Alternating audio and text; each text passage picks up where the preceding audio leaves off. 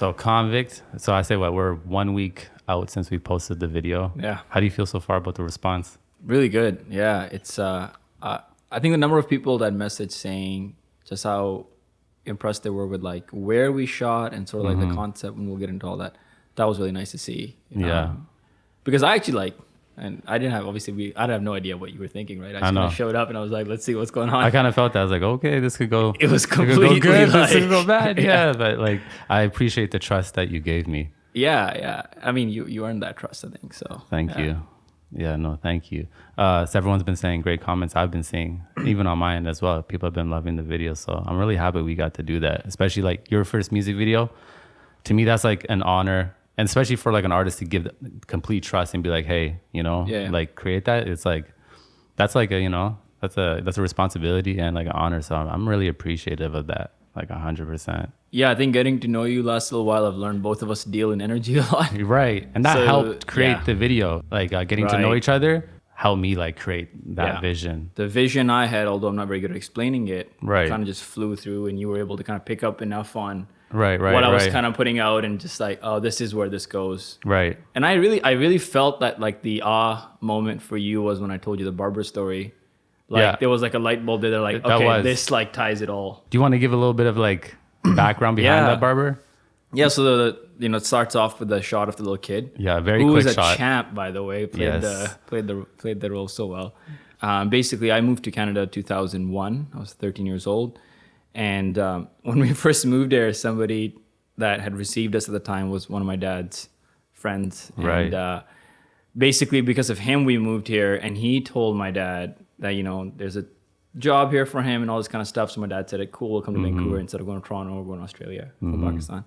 So when we moved there, it turned out all that wasn't true. And like, now we're here and we're kind of screwed. Dad doesn't have a job. And financially, we're in like a lot of mess. Right. And it was just a tough time, you know, it's 9/11 had just happened. And I moved here September 21st, 2001. Right. With like a Muslim background. Right. So difficult. Just a tough time. Yeah. And one of the many stories I have from the time was just like my dad somehow was told from this guy that haircuts here are very expensive, and like, you know, if your kids are really worried about haircuts and stuff, it's because, you know, they're getting into the wrong things and chasing girls and all this kind of stuff. Right. And so my dad's like all scared that like, you know, I gotta listen to this guy or my kids are all gonna get in trouble. And so he's like, yeah, you guys are not allowed to get haircuts. We'll cut your hair at home. So my dad, who's never cut anyone's hair, went to like Zellers and bought like the first Conair, like, you know, whatever it was. And that's a risky moment. And it was like this actually in the kitchen. We're just sitting there on a stool like this. And then like I had the whole gown on and everything. And my sister was on one side with scissors and my dad at the machine. And they just kind of went at my hair. And I don't know what it looked like because there was no mirror in front of me. Right. So I went to school and obviously got made fun of. It was just looked really bad. It was a really funny haircut. My brother also. So both my brother and I were just like, man, this is not going to work. We already have it hard enough at school because of, you know, the circumstances. We can't, on top of that, go in with like weird haircuts with like lines going up and down and weird curves, which is fashionable now, but it was definitely not back then. No. You know? Yeah, no. So yeah, I just like saved up a little bit of money, and I found out there's a shop called Sultan Haircuts on Main Street that cuts hair for $2.50 back in the day. $2.50? Yeah, 2001. Ooh. And so I thought, okay, well, you know, I'll go pick some berries for a couple of days, save up some money, and take a bus over. So I remember taking the bus over and like walking in and just blurting out first thing as soon as I walked in that, hey, this is the place that cuts hair for $2.50, right? And it was the same guy. I don't think he remembers me. Of course. He was the same guy. And I was telling him the story when I was telling him to let us film. And I think that's why he let us film there. Right. And it's just like there's a story there, like right? Like the value of like $2.50 to a 13-year-old kid and an insecure 13-year-old kid trying to find his space in a new place. Yeah. And that's hence the searching for you, the you is, you know, you're looking for yourself.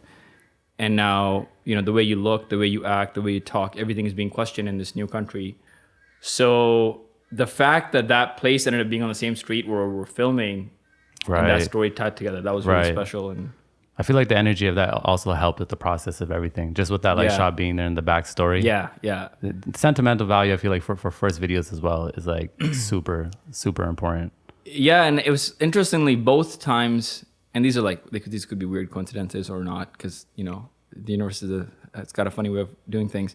Both days when I was driving in, my parking spot was directly in front of the shop. Oh, really? Both days that we filmed. That means we're supposed to So be just there. like every time I'd go, there'd be the same spot open, and I'd park there and look over and it's right in front of the shop. Right. And yeah, and I think that being there, that like Pakistani pawn shop being there, like the shot with the flag, Pakistani and Canada flag, that was a really cool touch. Right. And when you pointed that out, you're like, hey, that's the Pakistan flag. And I just knew right away. I was Yeah, like, yeah. That's a great shot. Because I felt like even in the other shots, I was getting flags of India. But I'm like, Khanvict's not from India. He's from Pakistan. And then when you pointed out, I was like, there we go. Yeah, and that's important because like I feel like being from Pakistan and like working predominantly in the Indian market, that's its own story and its own kind of relationship, right? Yeah. There's so much history there, and most of my business I've built in that community, and like how you're also adopted into the same community now. I truly am. Yeah. And I truly probably have more Indian friends and people I hang out with than even Pakistani friends that I hang out with here. Right. So it was kind of cool to like have those shots of me existing like in that scene, but then also have that shot that kind of shows you where you're from. That you still represent where you're from. But my like initial idea off the video was really when we talked and you were talking about how you thought it was so cool that, the Black community had Afropunk. Right. And you're like, we'd love to have something like that for the South Asian community. So right away, that's when I kind of thought of Amni, and I was like, I want to style these people, in that sense, like the people who represent the other, the people who represent, their unique self, just really expressing themselves, even though, their surroundings don't want them to look that way or express themselves in that way. When you watched the video for the first time, like what was your kind of interpretation? Yeah. So again, just like so everybody knows, I did not have anything to do with the direction we filmed in. I just basically sent you the song. It was total, but yeah, you just like go. Yeah. So when I saw the video, I think because of the barber shots, I kind of expected that theme to happen, which that was cool. But the rest of it, I had no idea what to expect. But when I first saw it, it was like a really nice. To me, the theme that really stood out was like rebellion by these like young brown kids that live in Surrey or Richmond or what have you, are kids of a generation that is fairly traditional. Yeah, and still likes to hold on very strongly to that tradition. Very strong. Like I've DJ'd 1,000 weddings, and like girls are still gonna sit there and not go to the bar, and like their friends will like bring vodka, soda, and like a water jug, so it looks like they're drinking water. Right. That kind of thing, and like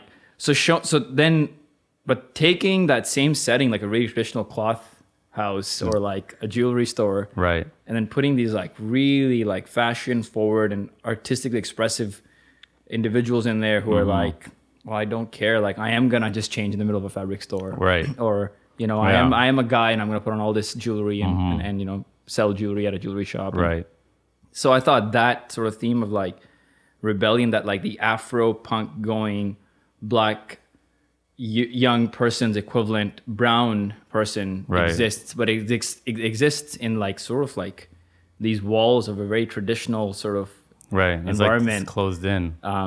But the cool thing was that I think you showed a very nice like braveness to their characters, like when Simran's walking after she's done working and she's walking, she throws the headphones off. There's a very like, I'm gonna do what I want attitude to her face. Yeah, you could feel it. And she plays it so well. Well, I think that's like who she is. Yeah. That's so true. That's so when true. we're picking the people for this, like we didn't pick like actors, nothing. Who is like this? We need people who are actually authentically unique. That scene was like one of my favorites. Yeah, so I think that scene really sets the tone for the rest. Off the bat. I'm just gonna do what I want, and I'm gonna like, throw my shirt off in the middle of a fabric store with a bunch of uncles and she aunties. Even kind of looks to the side like everybody like, it is what it is. So that theme really stood out to me. Well, that definitely was one of the themes because like, I've also like been to like a bunch of weddings and I've kind of learned the culture. I've kind of seen how, especially like with women, women are supposed to act a certain way, be a certain way. And, I've noticed that even though the community here is in Canada, they do hold on strongly to the traditions. And it seems that like a lot of the youth play the tradition like in the household and then they leave and they be themselves. When I was thinking about that, I was like, that's very interesting. But how can I showcase this? Because I feel like with art and visuals, what I want to do, and I feel like almost a little bit of my purpose being an outsider, but kind of understanding, is to like help, shift the narrative, right? Shift the culture. Loosen up those grips a little bit. That's the opportunity we have with creating and making art, right? So that's what I kind of wanted to do with that. I'm like, how can we, you know, a little bit of a shock value, but do it tastefully, but also do it in a way where it inspires people to like push boundaries. Like, oh wow, look what they did here in Surrey. Oh, like definitely maybe people love it, but maybe there's some aunties or uncles who are not happy. But like people are just authentically being themselves, right? And look at you, like you're following your passions. Like everybody within that circle is like following their dreams, and a lot of them are, you know, not the traditional path, right? Like to be a model, to be a director, to be a DJ. These are all what are you talking about? Right. So I think the energy of everyone we had, everybody was a creative, right? And I think that the video came out very well because everyone's energy poured into the video, right? Like we just had a good vibe on set like the whole day. Yeah, I don't think anybody felt like it was work at any point. No, was like everybody was having a good time. Everybody was having a good time, and that's like the energy I wanted in the video. So that's why, you know, Simran in the first scene, she was in the fabric shop because, like, you know, she shouldn't, quote unquote, be taking her shirt off and just doing what she wanted to do, right? Authentically, just like being herself and saying, hey, I'm going to express myself.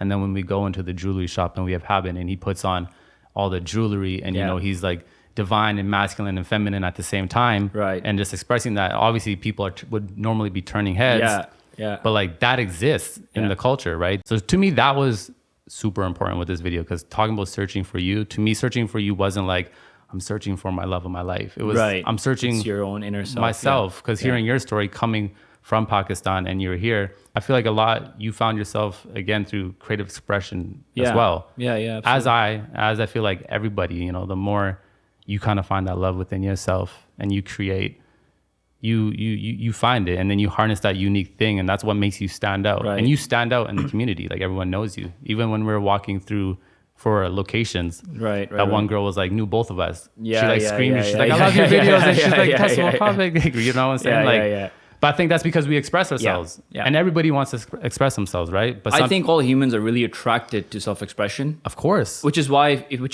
like people will buy thousands of tickets to go see somebody on stage express themselves. Like you think you're going for a great song or whatever it is, but that's that person's art. That's what they're expressing. You know, whether it's an artist, whether it's a painter, and the fact that people buy tickets with their hard-earned money to go somebody else express their art tells you that at some level somebody's looking to do the same. Like, you know, it's like, of course. I think that's going to happen with the people who will connect to Haben or Raj or Sim, you know, it's like, I am like her or I'm like him. And if this person is feeling so comfortable doing this on camera in like a really traditional store, you know, like I should be able to as well, kind of thing. So I thought that was a really, really cool thing to touch on. I kind of want to talk about the shots of Raj with the all white. There's like a really distinct beauty to that, like, and like her eyes, especially with like, she's like very powerful, and she's very powerful, and she had like a great energy. Her energy in person is very similar. It's very like fiercely fierce but calm at the same time, and she wears that on screen really well. I also know she's a very curious person because she asks a lot of questions. That's very which was true. really cool. Great, and after we all went out to eat, after we shot that scene and got to know a little bit more about her family, she comes from like a very interesting family, like really cool. Like her father's really cool. So I'm like, oh, it makes sense why like I could feel this energy with you. But that scene to me it definitely set the pace because it's like one of the most cinematic shots. And you know, just like the all white, like the colors all blended, her eyes plus like her hair color, skin tone, and then like, you know, the land around her. All, like that stuff truly was like more God. Like I didn't plan all that. You know, like it just elements came together. Which was amazing. Those shots of her in the beginning at the end are like super powerful shots. But I did think there was definitely like a progress sort of theme happening, like, you know, from like the time that Asad's a kid to like now Asad's where he is now and he wakes up. In between, there's this like cultural growth and progress that has happened in my life, but it's also happening in the community in general. You know, like the progression of kids being able to express themselves like that, from where they are to where they are now, and like I've seen that firsthand. You know, I've seen it even at weddings and how they're changing, and then at shows and how they're changing.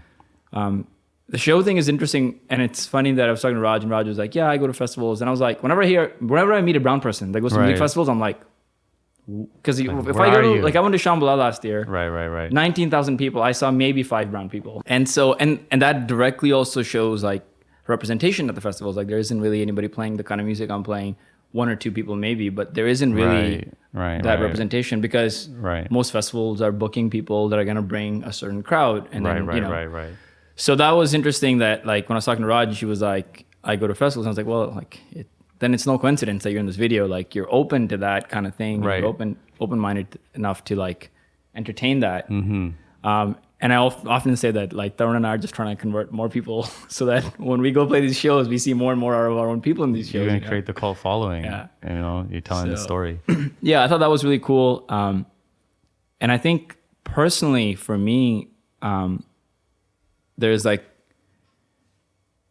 we talked about this a little bit, like about how living your life, when you're searching for you, I think you're looking for your place in the surroundings that you exist in. Yeah. And I had a really hard time with that when I first moved here. Like really difficult. Like, where do I belong? I'm not Indian. So like I'm getting picked on by the brown guys at school because they're not saying that I'm Punjabi or Sikh or Indian. And I'm not white. And I'm not, you know, any other Asian community. So there's like, because predominantly when I moved here, it was like Asian kids, because I was in Richmond, so big Asian population, big Indian population, and then everybody else is a little bit of a minority, right? Right. So when I first moved here, because my family comes from Punjab and my last name is actually Randhawa, it's not Khan. Like my full name is Asid Muhammad Khan Randhawa. Randhawa was like a Punjabi last name. Right. So when I came here and I'd meet all these kids who had the same last name, I was like, oh, dope. Like these are my people, you know? We're fam. But then I got picked on the most by brown kids. And I'd go home so confused, like, why is this kid making fun of me? That's a mind twist, yeah. You know, and then you learn later that, you know, like somebody makes fun of somebody because it's, you know, it's coming from a place of fear. They don't want to be associated to, like, they don't want to be saying that this kid who's not popular as an immigrant represents who I am as my background. So they would rather just like create this distance by like bullying you or whatever it is. But then as I almost feel like I worked an insane amount of hours like building Decibel and building up my own brand just to like prove those kids wrong. That like I do belong. And, like, you know, like I would take, I think I would take pride in the fact that some kid who used to bully me is now asking me to DJ his event. Because I, you know, to a very immature young mind, that seems like payback or kind of like, resurrection, like, haha, how the world turns around.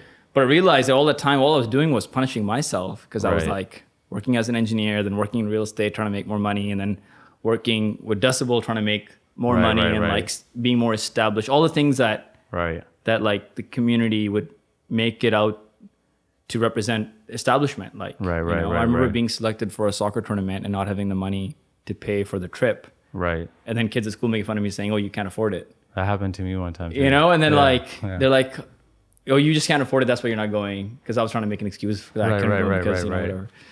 And I'm like, I still remember that. I was like 15 years old, but some kid saying that to me in front of 30 kids, like really stung. Like, because, you know, you come from a family that's already struggling with money. And then on top of that, you hear that at school.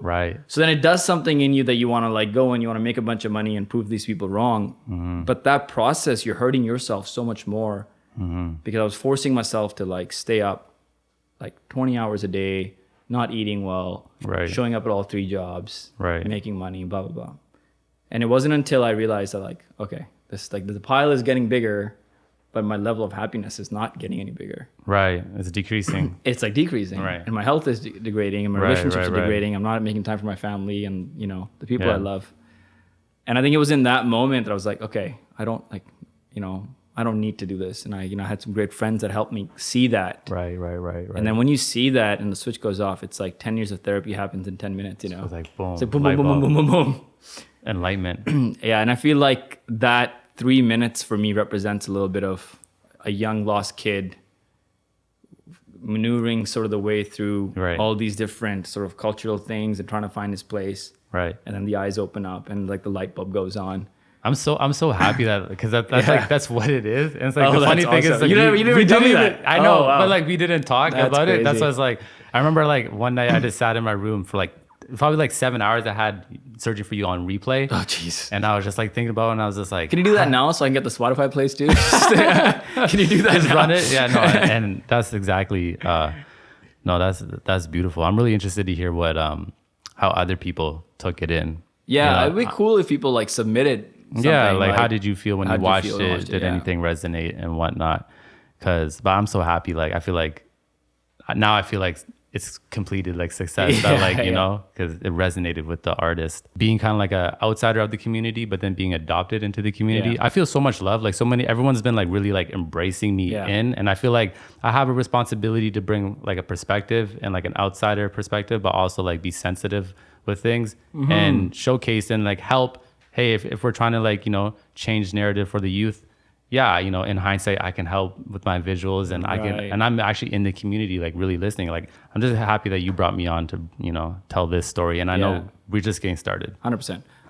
Likewise, I feel honored that you took on the project. Right. Because I think I knew about you when I first met you, that this is not the kind of guy who just does work for commission. He has to like the project and he has to feel the project. The feel part is really important. So when you decided to take it on, I thought that already for me was like, in a weird way, like a check mark for the song. That was like, if, you know, Trevor is down to take it on, then it's okay. Then it's like, you know, like there's like this level of confirmation that's like, because like, you know, you trust someone's art so much. You're like, the one thing we didn't talk about that I just want to touch on is like how nice all the vendors were where we filmed. Oh, we got blessed because we'll let people know, like we shot this video with not having any really locked in locations. Yeah, we literally showed up to some stores and said, my name's Asid. With cameras, lights, everything, models, and said, we need to shoot today. We need to shoot today. And it's not just that they let us shoot, but like, it's the love that like, that's the, you know, we talked a little bit about like the restraints of that generation and how they're very set in their ways. But the flip of that is like how generous that generation is and how they look out for their kids and they'll pay for everything and they'll pay for the school and they pay that like generous sort of mindset of doing anything they can for their kids. I think we really felt, because when I walked in to that grocery store where the shot is of Raj sitting on like the pile of the flour. Right. She was just like, you know what? Yeah, go ahead. But can you teach me how to make a slideshow on my iPad for my store? And I was just like, yes, no problem. Like, I think it takes a certain level of like warmth to be able to ask a stranger for something like that. Wow. And she was just like, hey, can you just do this for me? Because like how many random people just come up to you and say, hey, can you fix this thing for me? It's never going to happen. Yeah. So I just, instead of feeling like I was doing her a favor, I felt like privileged that she felt comfortable enough to say, hey, will you help me with this while we're filming in her thing? That's a dope perspective. I think the cherry on top of it was like after all the haircut stories and the $2.50 at the end when we asked the guy what it was going to cost to pay for Subeg's haircut, the kid who played, you know, younger Asid. He's just like, no, don't worry about it. He wouldn't let us pay. He wouldn't let us pay. We tried to pay. He's like, no. That was beautiful. We got blessed. Like I said, like, yeah. Yeah. So smooth. So smooth. Smooth. Yes, thank you. Yeah.